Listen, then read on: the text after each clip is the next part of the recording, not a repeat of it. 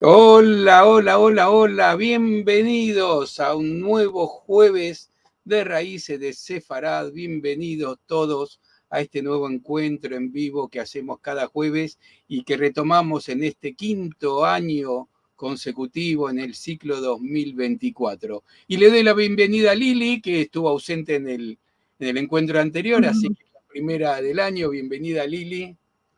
Hola Marcelo, hola a todos. Siempre es un gusto, un placer.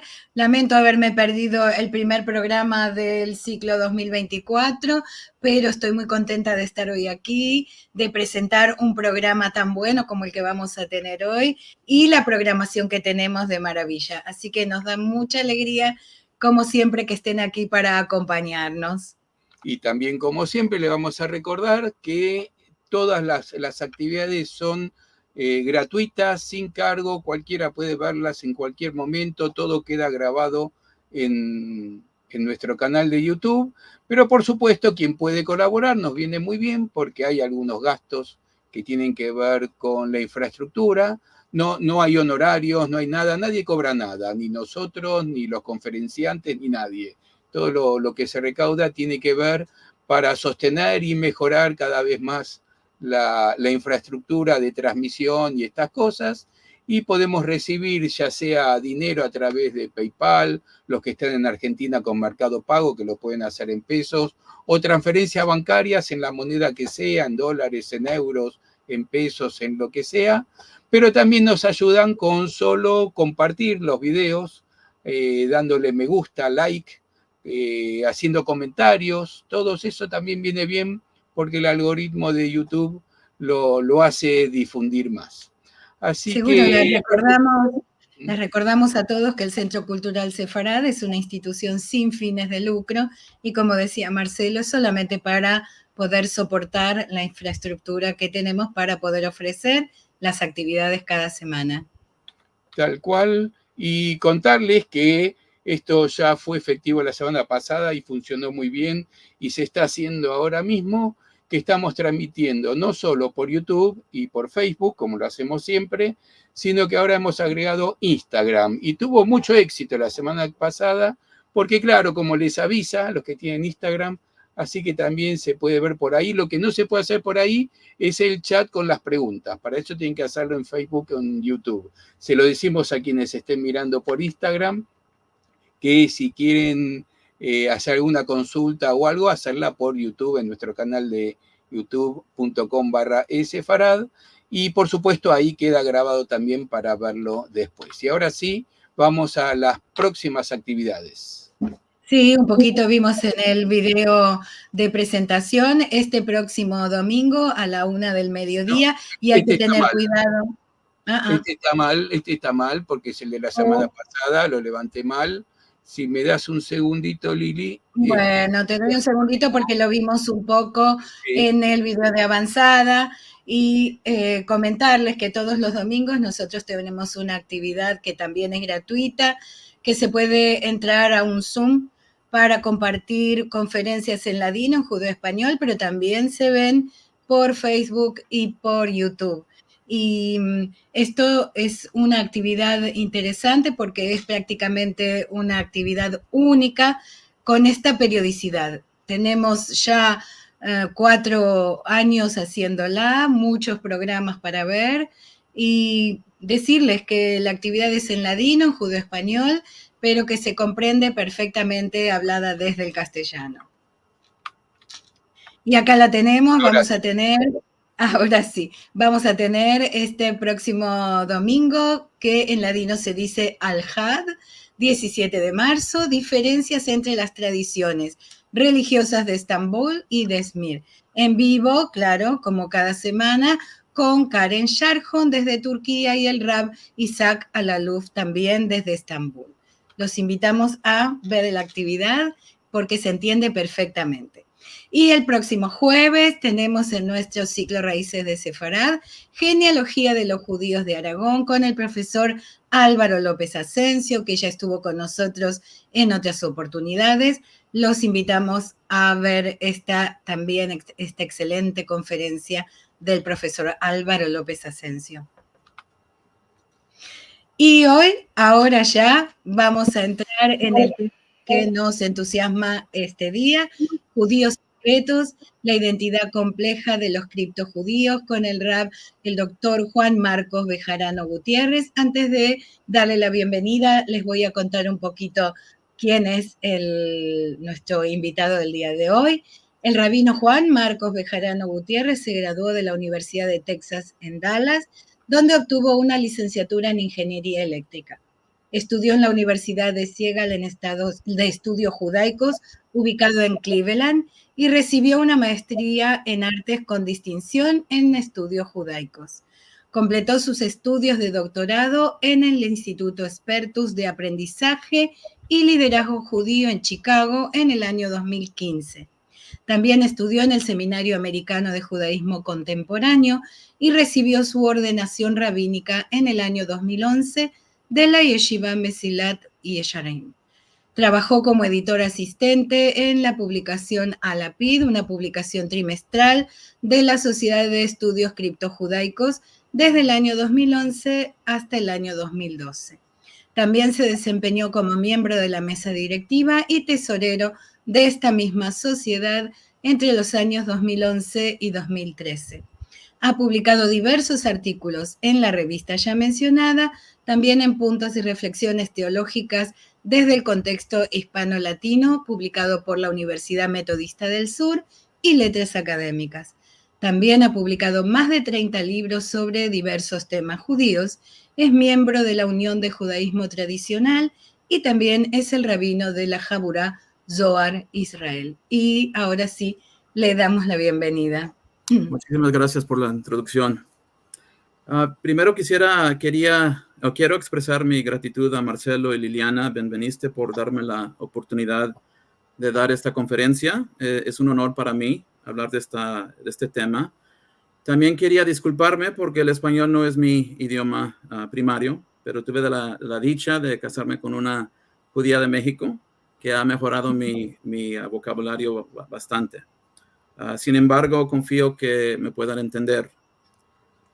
Me gustaría mencionar una persona antes que empiece, el nombre del doctor Harvey Ashman, Zichrono Libraja, que fue una gran parte de mi educación en esta área de estudio. Y con eso voy a empezar. La única cosa que no sé es la presentación. Ahí la dejo.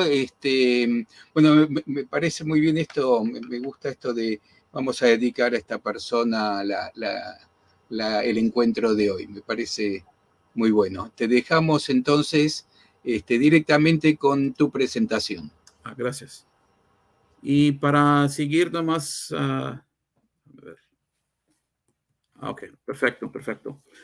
El tema de los judíos secretos o criptojudíos es fascinante para cualquiera que está interesado en la historia del pueblo judío.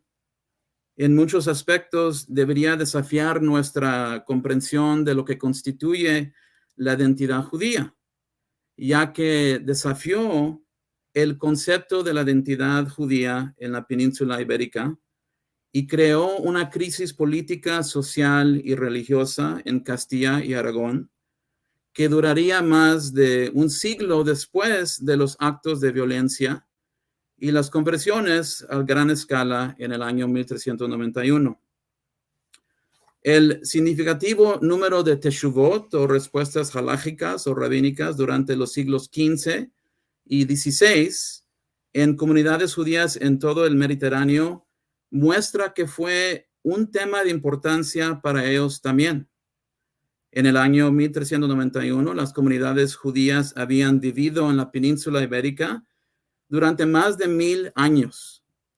Lo podemos confirmar a través de evidencia arqueológica y al igual que debemos de considerar el amplio asentamiento de judíos durante el periodo romano para considerar una presencia más antigua. Con el surgimiento del cristianismo, la fortuna judía en la península comenzó a cambiar. Los visigodos parecían haber tratado inicialmente los judíos con equidad, pero la conversión del rey Recaredo I del arianismo al catolicismo en el año 1589, marcó una transformación en cómo se trataba a los judíos. La discriminación, la persecución y eventualmente el exilio y conversiones forzadas caracterizarían el dominio visigodo de este punto. Lo más revelante para nosotros en esta plática es que los concilios de Toledo de la Iglesia, así como los posteriores reyes visigodos después de Cisputo, que en el año 612 ordenó la expulsión de todos los judíos no bautizados del reino visigodo, describen cómo los judíos bautizados continuaron practicando el judaísmo.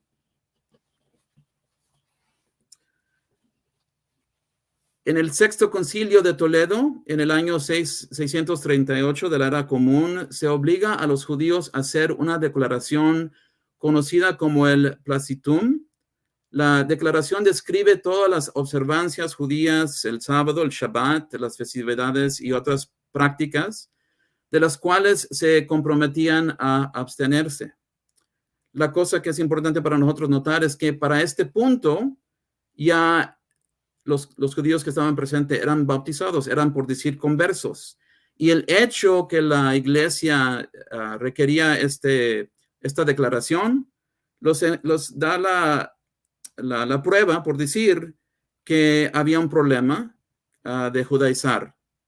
Esta descripción del judaísmo entre los judíos convertidos se repite varias veces sobre el siglo VII, mostrando la capacidad limitada de los visigodos para imponer la uniformidad religiosa a nivel cotidiano, pero también nos proporciona un patrón que encontraremos una y otra vez, la existencia de disimulación o más bien el criptojudaísmo.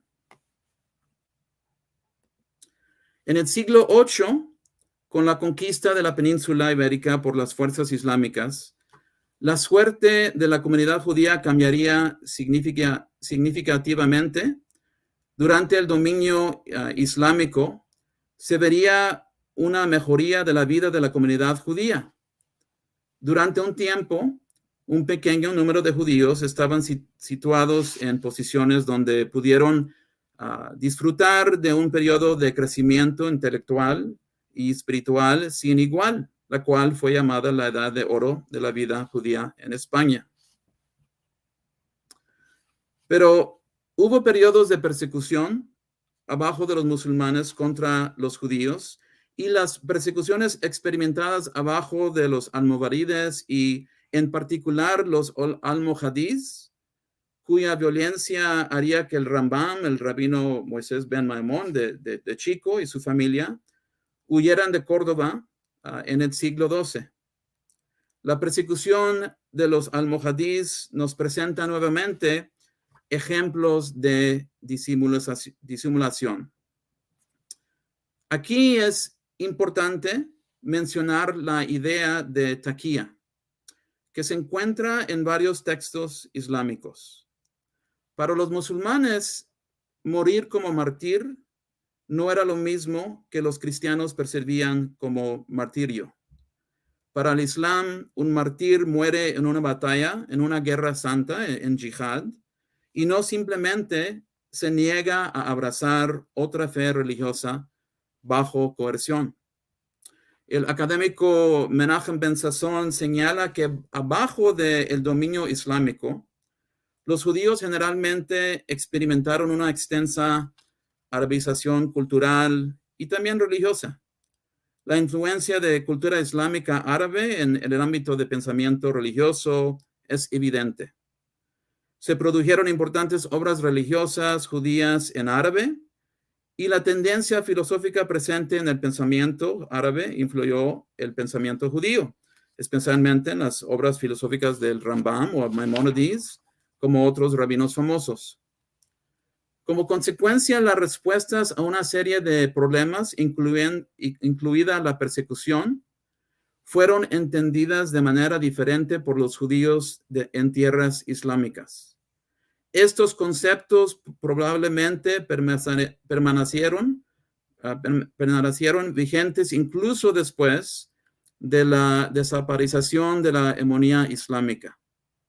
El Tanaj, o la Biblia hebrea, por supuesto, nos presenta varios ejemplos de disimulación. Por ejemplo, el caso de Abraham Avinu, de Isaac o Yitzhak y David.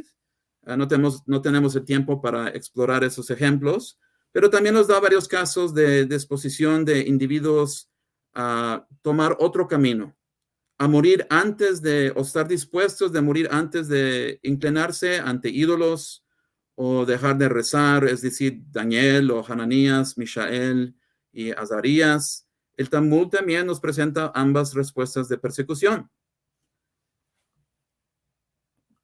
Durante el ascenso de los reinos hispanos y el declive del dominio islámico en la península, los judíos se establecieron en áreas cristianas con derechos y privilegios.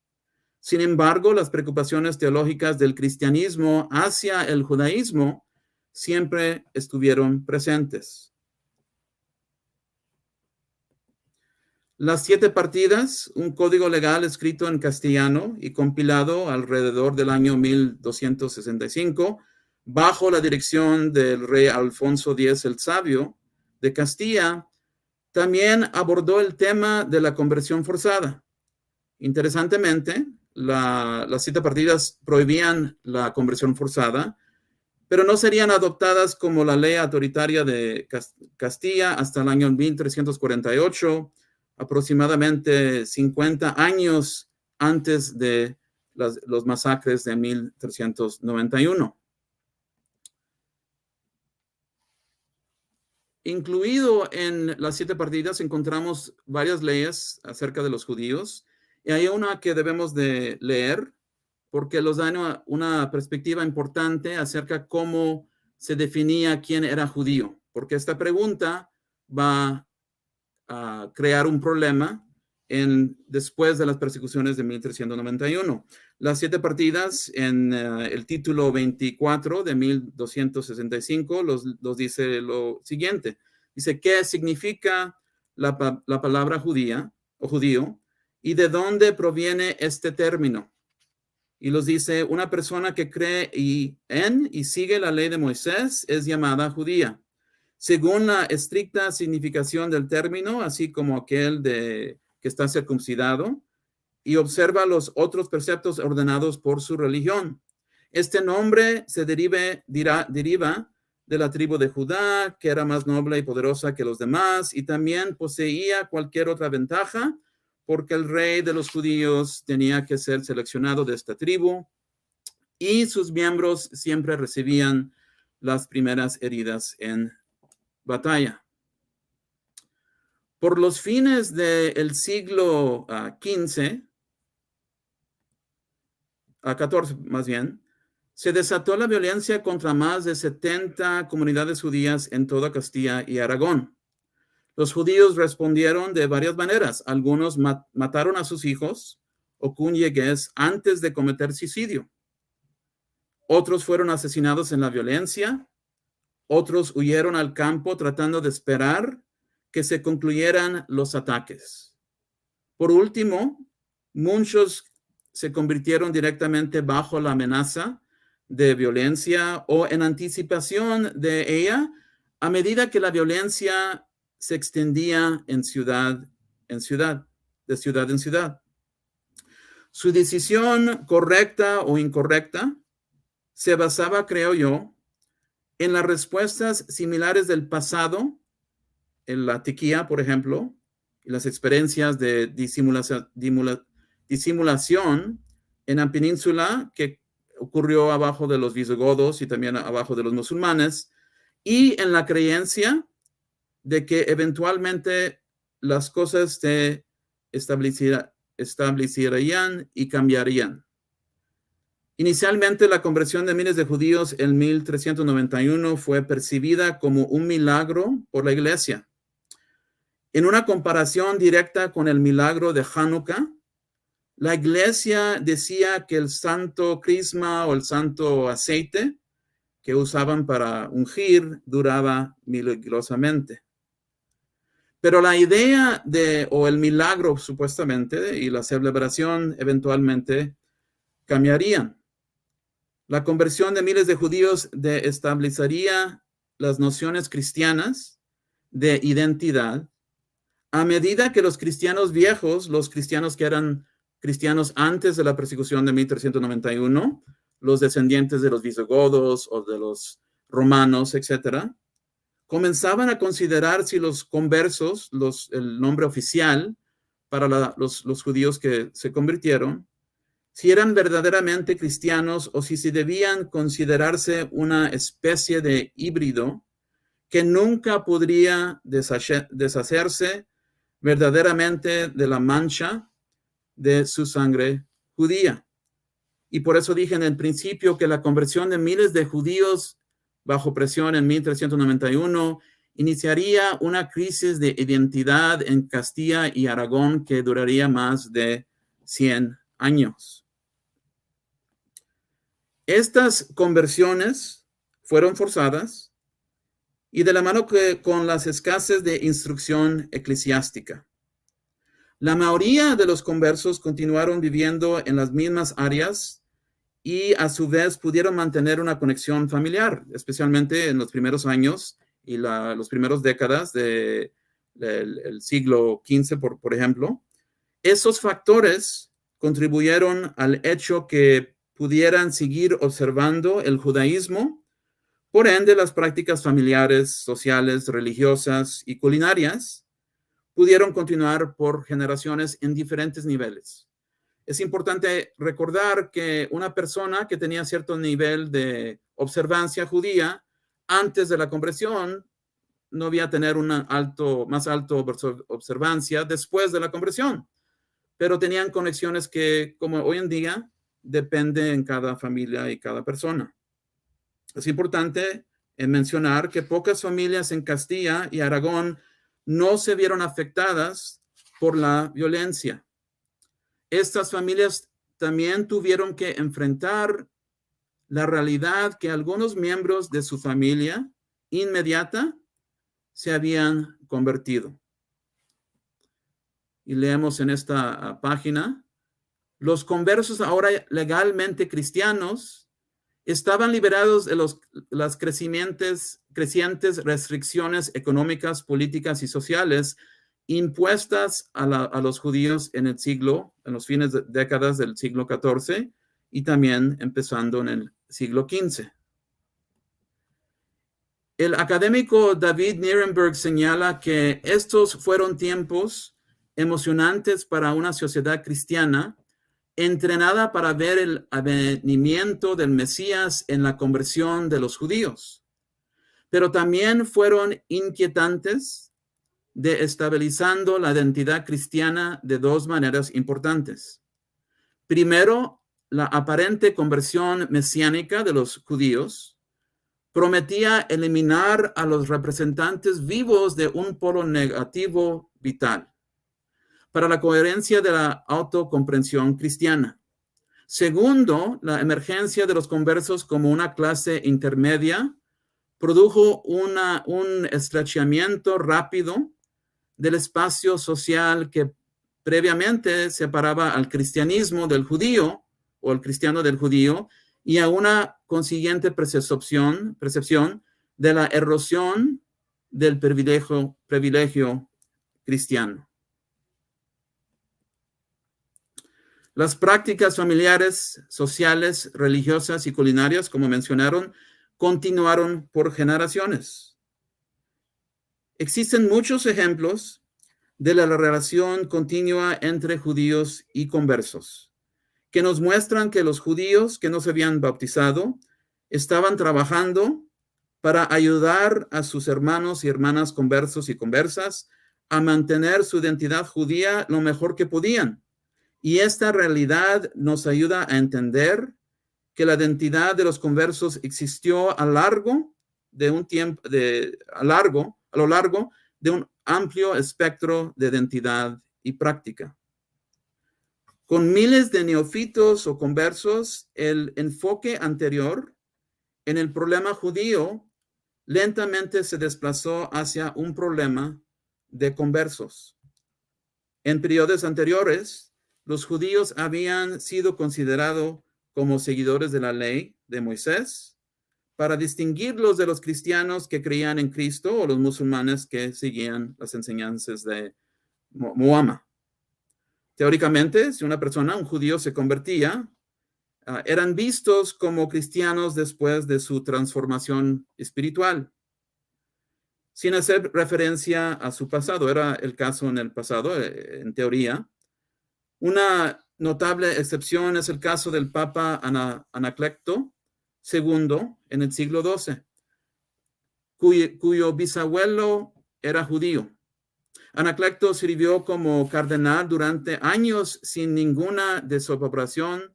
Cuando fue elegido por mayoría del Colegio de Cardenales para servir como papa, Bernardo de Claraval, un prominente predicador, se opuso a él debido a su origen judío.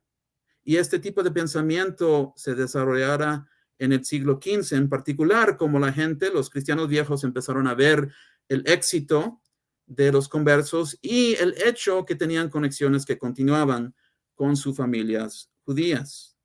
Los cristianos viejos ahora consideraban a los judíos como un grupo religioso y étnico en contraste a un fe teológico, que fue el caso en tiempos pasados.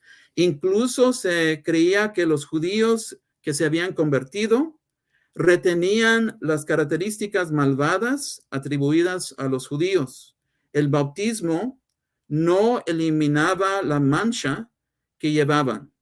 Los conversos seguían siendo judíos y sus descendientes, porque los conversos, por decir, se generaban en una generación a la otra, eran sospechosos en lo que refería a los cristianos viejos. Los conversos que seguían observando prácticas judías, en veces abiertamente, reforzaban estos temores.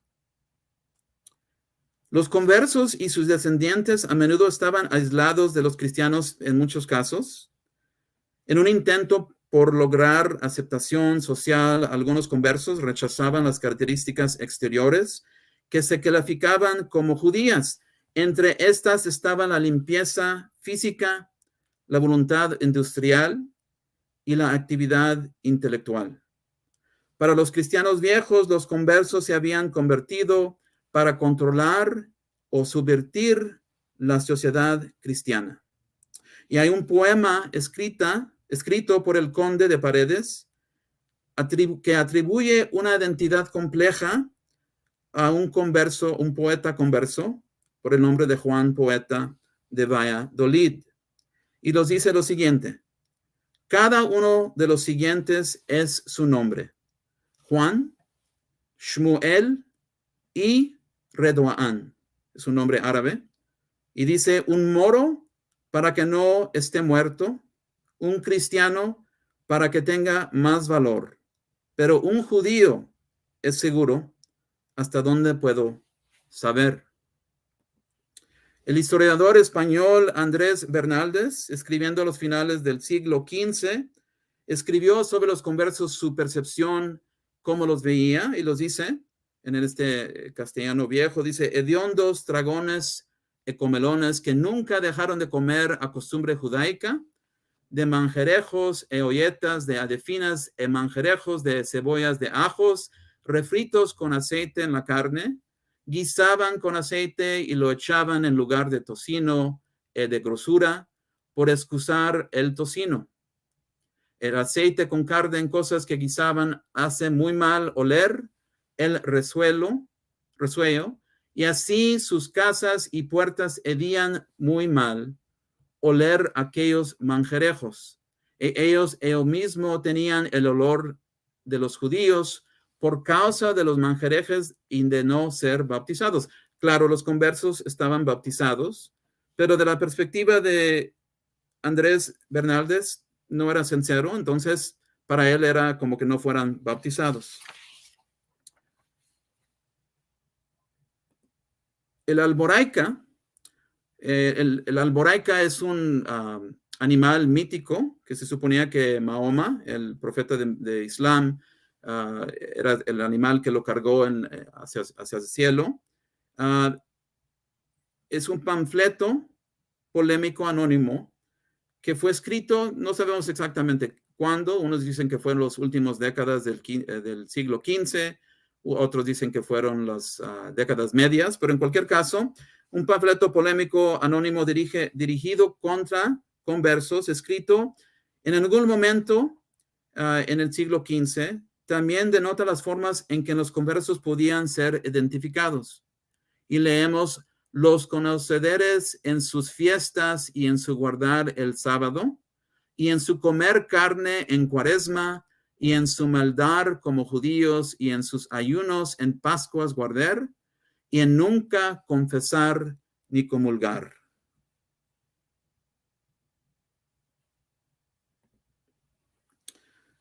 El Alboraica también, vamos a ver otro pasaje de esto, pero vamos a leer esto del académico David Nirenberg. Dice: el bautismo no podía alterar el hecho que la sangre de los judíos estaba corrompida por milenios de mezcla y degradación, impregnada indeleblemente de un odio hacia todo lo cristiano. Claro, de la perspectiva de los cristianos. Y continuamos con otra sección del Alboraica que lo relata lo siguiente. Dice: tomaron entre sí un sobrenombre en hebraico anusim, que quería decir forzados, y si alguno se torna cristiano de grado y guardaba la ley cristiana, llamándole mesumad o meshumad en hebraico, que quiere decir revolvedor, porque revuelve con los cristianos. Y si alguno de este linaje llega, vamos a decir que huyeran al norte de África, por ejemplo, algún lugar donde hay que esta mala generación, pregúntale: ¿eres anus o meshumad? ¿Que eres de uno de los anusim, uno de los forzados, o de meshumadim? ¿Eres mesumad? Si responde anus, soy, danle davidas y honrale. Y si dice meshumad o mesumad, soy, no le hablen más. Después de las persecuciones de 1391 y después de varias leyes que fueron pasadas para poner presión en la comunidad judía en el primero y segundo década del siglo XV, hubo un giro parcial de fortunas en Castilla, que fue en gran parte resultado de los esfuerzos de Abraham Benveniste en los años 1420 y 1430. Y como compensación por su apoyo durante guerras, el rey Álvaro de Castilla restableció el cargo de rabino mayor de todas las comunidades judías de Castilla y nombró para el puesto al Abraham Benveniste. Con ello, los judíos de Castilla recuperaron parte de su antigua gloria, restauró la práctica mediante de la cual representantes de las comunidades judías viajaban a la ciudad en que se había reunido el Cortés con el reconocimiento del rey. Aunque no alcanzó al nivel alcanzado durante el siglo XIII, por ejemplo, ciertamente proporcionó la estabilidad necesaria para comenzar el proceso de recuperación tras la violencia física y los ataques teológicos de los 40 años anteriores. Pero esto presentó un problema, y los escribe el académico Fernando Suárez Bilbao. Fue la comprobación de cómo se estaba restableciendo la vida religiosa, intelectual y moral de los judíos, pues estos podían captar a los conversos para un retorno a su antigua religión, creando de este modo un peligroso infiltración en la sociedad cristiana que estaba cimentada todo su ser en características religiosas. Entonces, la estabilización de la comunidad judía, el ascenso de los conversos en negocios, en la iglesia, en el gobierno, y el hecho que había conversos que estaban judizando hasta abiertamente, impulsarían a muchos cristianos viejos a promover la creación de una nueva Inquisición. La Inquisición siempre existió, pero existía en diferentes formas, más limitadas de la Inquisición que nosotros pensamos a los fines del siglo XV. Y durante las décadas de los 1450 había un hombre, Alonso de Espina, que empezó a proponer que se requería algo más fuerte para combatir a lo que él decía que era como una enfermedad, que los conversos estaban practicando judaísmo abiertamente, sin peligro, sin temor. En un ejemplo de los judíos que proporcionaron conexiones a conversos, podemos ver el ejemplo que sigue. Y leemos lo siguiente. Dice, es un ejemplo de judíos que están dando una introducción, por decir, a sus familiares conversos. Leemos esto, es parte de los archivos de la Inquisición. Nos dice que todos fueron a la sinagoga, pero encontraron que estaba cerrada con llave. El judío mencionado, Jacob, fue a buscar al judío que tenía la llave de la sinagoga y regresó con él y juntos abrieron la sinagoga. El judío que tenía la llave de la sinagoga era un hombre anciano y pequeño. Y les mostró a todos los mencionados, los conversos, la sinagoga, y observaron un estanque que tenía cubierto ahí con algunas tablas, el mikveh, el baño ritual. Abrieron un armario donde se guardaba la Torá, y el mencionado judío anciano tomó la Torá en sus manos, y al testigo, el Galcerán Ferrantis, le pareció que le levantaba la Torá por encima de las cabezas de todos los mencionados conversos, algunos de cuales estaban arrodillados y otros aún estaban de pie. Después, el testigo vio cómo el mencionado Gabata abrió su bolsa y sacó una pieza de oro, y con el mencionado Guimera, su esposa, y todos los demás presentes, y observando, le entregó la mencionada pieza de oro al mencionado judío que les había mostrado la Torá, diciéndole que le daba la mencionada pieza de oro para el aceite de la lámpara de la sinagoga. Y esta práctica de donar dinero para el aceite de la sinagoga es algo que vemos muchas veces que se repite. Es una de las indicaciones. Aparentemente era algo que a lo mejor los conversos realizaban, que era peligroso ir a la sinagoga, aunque había muchos que sí iban, pero de perdido tomaron como el hecho que podían donar y en ese sentido participar en un sentido, en una manera de hacer. En este punto quisiera continuar con analizando unos ejemplos de tipos de conversos. Déjame enseñar esta, perdón. Tipos de conversos. En este punto no tenemos el tiempo para poder investigar a muchos ejemplos, pero quisiera enfocarme en unos cuantos que creo que son muy interesantes. El primer ejemplo que doy es el de Juan de Hoyo. Hoyo quedó huérfano a temprana edad y fue criado por varios miembros de la comunidad conversa en su pueblo natal. Más tarde en su vida fue interrogado por la Inquisición y se descubrió que carecía por completo de cualquier conocimiento significativo de la fe cristiana. Cuando se le preguntó si era cristiano, sorprendentemente respondió que no estaba seguro. Asombrados por su respuesta, los inquisidores lo interrogaron sobre sus creencias. Manifestó que creía en Jesús y que nació de la Virgen María, pero luego añadió sorprendentemente que Cristo no había sufrido ni muerto. Esto fue para el futuro, o era para el futuro. Hoyo agregó que no creía en la resurrección de los muertos y dudaba del milagro de la transustanciación. Los inquisidores se dieron cuenta de caricia, incluso de instrucción mínima que tenía Hoyo.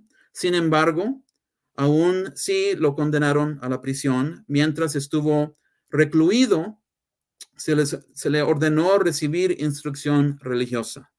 Y la razón por cual es importante denotar este ejemplo es porque lo que pasa es que, como pasa el tiempo, la percepción, la religión, por decir, de los conversos empieza a cambiar, porque es como un sincretismo.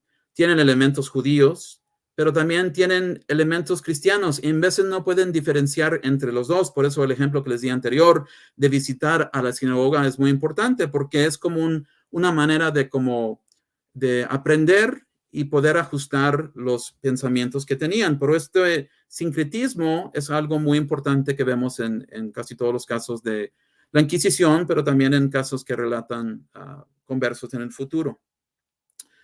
Tengo un poquito esto abajo de orden, pero quería mencionar que en el edicto de expulsión dado por el rey Fernando y reina Isabel, que claro, creo que todos están familiarizados, que la razón por cual dan ellos por este edicto es el hecho que la comunidad judía estaba apoyando a la comunidad conversa. Y dicen aquí, en el edicto, dicen notificándolos la Pascua antes de que llegue, aconsejándolos que deben observar y hacer por ella, dándoles y tomando por ellas el pan asimo y las carnes ritualmente sacrificadas con sus ceremonias, instruyéndolos en las cosas de los que deben alejarse, y así los alimentos como en otros asuntos. Entonces tenemos ese elemento que los da a entender que la comunidad judía estaba haciendo todo lo que podía, claro, dentro de las limitaciones que había,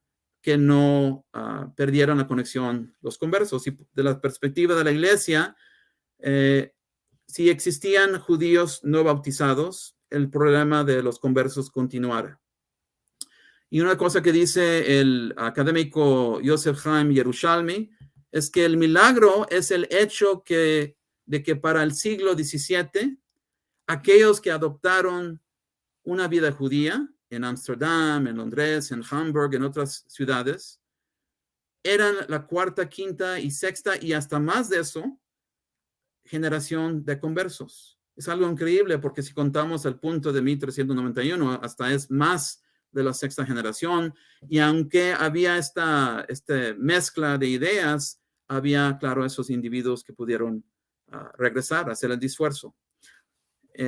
Otra vez tenemos un poquito de tiempo, pero quería pasar pronto por unos nombres, nomás para darles un poquito de información de uno de los importantes. Aquí tengo 3 páginas, no sé que podemos pasarlas todas, pero por ejemplo, el rabino Isaac Bar Sheshet o Ben Sheshet Perfé, muy famoso.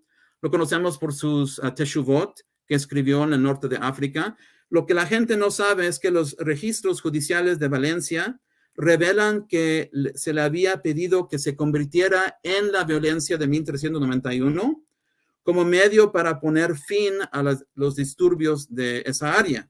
Se negó, pero se convirtió una vez que se levantaron falsas acusaciones que habrían resultado en su muerte. El rabino Perfé fue bautizado el 4 de julio de 1391. En 1 año y medio logró escapar a África del Norte y pudo regresar a una vida judía abierta. La mayoría de las personas no saben de este caso, pero él fue muy instrumental en escribir Teshuvot acerca de Anusim, pero nunca menciona su experiencia personal. Quería también mencionar a Guillem Ramón Splugues, una persona muy interesante. Esta persona se convirtió por despecho hacia su familia. Un problema personal lo hizo enojarse, se convirtió y luego lamentando la decisión que lo unió para siempre al cristianismo. Splugues era un miembro respetado de la comunidad judía y un erudito laico. Su relación con mujeres cristianas, que motivó el problema con su familia, llevó las fricciones con su familia y lo causó que se convirtiera, pero permaneció comprometido con el judaísmo después de su conversión al cristianismo y trabajó para convencer a otros conversos que adoptaran prácticas judías o que regresaran, y no nomás eso, pero tratar de convencer a cristianos viejos, y tuvo éxito varias veces, que adoptaran al judaísmo como la fe verdadera. En el fin, la Inquisición se enteró de él y fue arrestado y también con su esposa. Otro ejemplo que quería mencionar es el caso de Pedro de la Caballería. Pedro de la Caballería fue miembro de una famosa familia de Zaragoza y fue un converso de la primera generación, se convirtió de pequeño, fue bautizado junto con el resto de su familia durante la disputación de Tortosa. Como converso aprovechó el máximo las oportunidades económicas que se le presentaron. Fue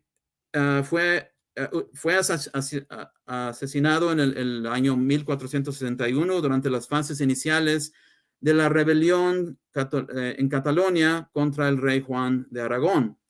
Aunque el bautismo le abrió oportunidades, Pedro era consciente que su pasado judío era un lastre.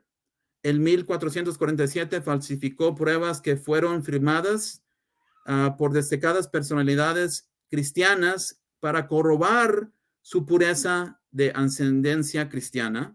Y en 1450, quizás para reforzar sus afirmaciones, incluso escribió una defensa del cristianismo titulado Celos Christi contra Judeos, Sarracenos et Fideles. En ella citaba pasajes de obras de un cabalista rabino, José Chicatía, confirmando su familiaridad con los libros judíos. Pero lo que es interesante acerca de esta persona es que tenía la capacidad de hablar hebreo y participar cuando quería en la recitación de Birkat Hamazon.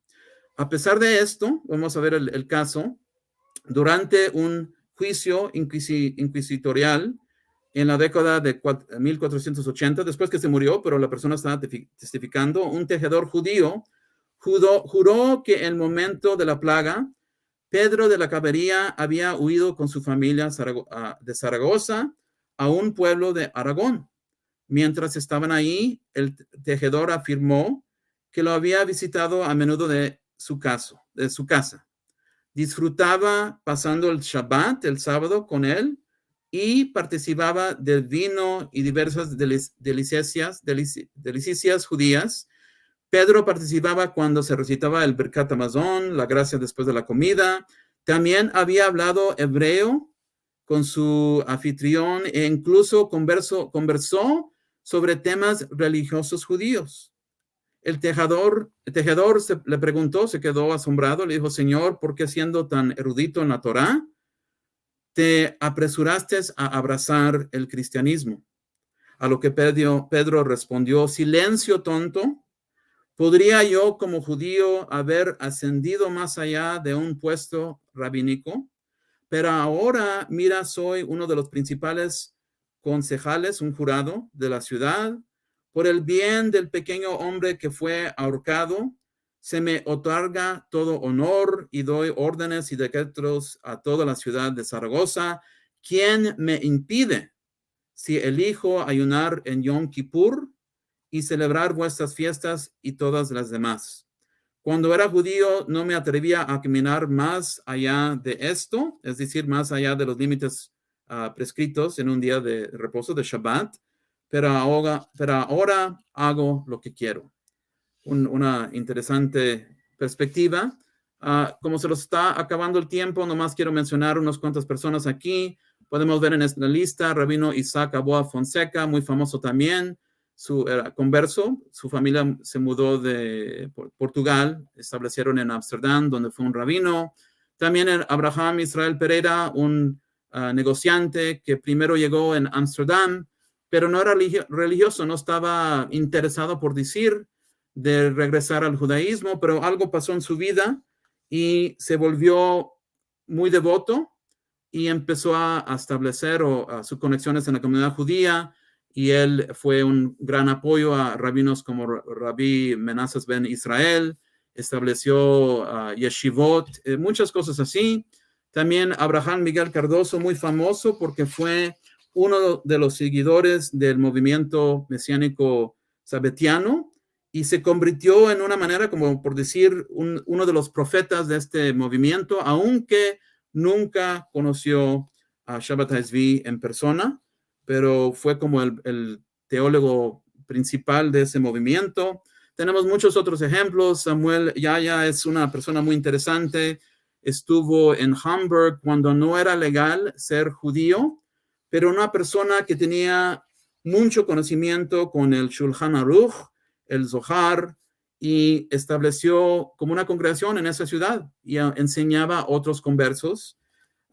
Muchas otras personalidades que tenemos aquí, también les enseño otra generación de más después del tiempo que estamos viendo, pero personas que tenían diferentes experiencias, unos que regresaron al judaísmo, unos que se quedaron en ese tipo de estado cristiano, otros que salieron, claro, como Baruch Spinoza o Juan Prado, que salieron de ambas fe, no se convirtieron al cristianismo, pero tampoco quisieron seguir como parte de la comunidad judía. Y muchas de las personas como Francisco Sánchez y otros que fueron, por decir, escépticos, no tenían preguntas sobre la religión, afuera mantuvieron sus creencias, por decir, cristianas, pero es claro, si analizamos sus libros, sus ensayos, que eran de otra perspectiva, que no ponían tanta énfasis en las perspectivas teológicas del cristianismo. Y con eso mi punto para sumar la discusión es que la identidad de los conversos en las personalidades que hemos visto, que no tuvimos la oportunidad de explorar, es algo que existía sobre un espectro muy bastante grande, con elementos del cristianismo, elementos del judaísmo y la influencia de personas de su familia, esposas, esposos, hijos, hermanas, etcétera, que muchas veces impactaron a las decisiones de estos individuos a regresar o mantener su condición en la situación que se encontraban. Y con eso voy a terminar, pero darle la oportunidad si hay preguntas o comentarios para los que quieran decir. Y si se puede, nomás para los que estén interesados, esto fue basado en el libro Secret Jews. Desafortunadamente no está traducido en español, pero es un proyecto que tenemos en proceso y esperamos que los que estén interesados puedan tener eso disponible en el futuro. Muchas gracias otra vez a Liliana y Marcelo, y a cualquier pregunta que tengan o comentario que quieran hacerlo. Gracias, Juan, excelente. Nos has abierto muchísimas puertas por donde ahora tenemos para ir arrancando, muchos nombres nuevos que no conocíamos, que por supuesto han sido trascendentes en la definición que tú mismo nos has dado, así que tenemos, normalmente nos pasa, y supongo que al público le pasa también, que después de una conferencia nos quedan un montón de preguntas que hacen que al día siguiente uno agarre Google y empiece a buscar mucho sobre esto, y esto es lo que por supuesto vamos a hacer mañana. Hay algunas preguntas y algunos saludos, pero antes de ir a eso, yo quería preguntarte sobre tu comunidad. Tú estás en Texas. Sí, estoy en la ciudad de Grand Prairie. Es un condado, un suburbio de Dallas, dentro de Dallas y Fort Worth. Una comunidad pequeña, tenemos como 60 personas. Los reunimos en nuestra casa en este momento, pero tenemos Torah, tenemos todo lo que se necesita. Y son personas que vienen de muy diferentes caminos. Hay muchos que son descendientes de Anusim que han regresado, han ido por diferentes procesos de diferentes rabinos. Hay unos que son convertidos que no eran de descendencia sefaradí, nomás personas que se enamoraron del judaísmo y encontraron a nuestra comunidad y les encantó la mezcla sefaradí que tenemos, porque tenemos una combinación muy única. Español-portugués, elementos de Turquía, de Marruecos, etcétera, de Siria, y una comunidad muy abierta a los caminos que traen a las personas al judaísmo. Y entonces es una comunidad muy única, yo creo. Y en muchas maneras, el hecho que hablamos español, no perfecto, en mi caso, mi esposa sí, pero es también una oportunidad para enseñar a la gente, aunque no estén interesados en convertirse, pero a cristianos que están interesados, es una oportunidad de combatir el antisemitismo, que claro, estamos en un tiempo muy serio, Y para mí el fenómeno de los conversos es muy importante porque yo no sé de Argentina, pero en Estados Unidos la demografía de la comunidad judía está decayendo porque la edad de la comunidad, hay muchos que no tuvieron muchos hijos, ¿cómo pasa? Y muchas comunidades están cayendo, se están cerrando o están ya, a lo mejor no en este momento, pero en el futuro. Y yo veo en los conversos o los descendientes, los Bnei Anusim, una oportunidad para como inyectar nueva vida en muchas comunidades y para establecer una conexión con los latinos, ¿no? Que a lo mejor no tienen entendimiento del judaísmo, tienen un punto de vista muy influenciado por el antisemitismo cultural. Entonces, para nosotros no somos ricos, somos gente que trabaja, somos personas muy comunes en ese sentido. Y muchas veces la gente nos ha dicho, lo que yo percibía, lo que yo pensaba es incorrecto. Y gracias por dar un ejemplo del judaísmo que pues es mucho más aceptable, por decir. Sí, buena parte de la misión que tenemos como judíos, una misión que no es explícita, pero que la tenemos todos, que es la de tener que explicar permanentemente de qué se trata, de derribar mitos, de derribar mentiras, porque no hay duda que el antisemitismo, una de las vertientes es la ignorancia. Están las otras, hay intereses políticos, intereses económicos, pero una de las, yo diría de las peores, porque le pega al más débil, es la ignorancia. Así que, Col, acabó la misión que estás teniendo ahí en tu ciudad. Bueno, vamos a ver un poco los comentarios, a ver qué visitas hay. Bueno, desde temprano está Sara Casia, que mandó muchos mensajes. Gracias, ella está en San Pablo. Bueno, pregunta por Juana de Arco, que claramente era descendiente de converso. Pero de Juana de Arco le vamos a dedicar un encuentro exclusivamente a ella. Tenemos algunos contactos con alguien. Nosotros tuvimos la suerte en el año de Juana de Arco, que fue su aniversario de su fallecimiento, estuvimos en Ávila y estuvimos en contacto con la Universidad de Santa Teresa, así que hay buenos contactos que vamos a traer próximamente aquí. ¿Querés, Lili, ir leyendo? Sí, claro. Adrián Toro Quintero, shalom para vuestras mercedes, todas y todos. Adrián está en Colombia. Jorge Alberto Marcipar, shalom desde Rosario, en Argentina. Aprovechemos que saluda a Jorge desde Rosario para decir unas palabras sobre todos los problemas que tenemos en Medio Oriente, que devuelvan a los rehenes, y lo sumo con Rosario, porque Rosario es una ciudad que está a poco menos de 400 kilómetros de Buenos Aires, que está muy convulsionada con el tema del narcotráfico, así que confiamos que pidamos paz para Medio Oriente, para Rosario y por supuesto para todo el Olam. Adrián dice, shalom, señorita Sara Casia, también soy hijo de Bnei Anusim, que se escapó de España para América. Shalom a todos. Alan Carciente, que dice buenas tardes desde Caracas. Salteo, se pusieron a hablar entre Adrián y Sara. Hay que saltear unas cuantas. José, saludos desde Sagunto, la judería de Europa. Él tiene un emprendimiento que se llama Geosefarad. Gracias por estar aquí. José, vamos a comunicarnos estos días contigo porque te queremos tener una actividad aquí.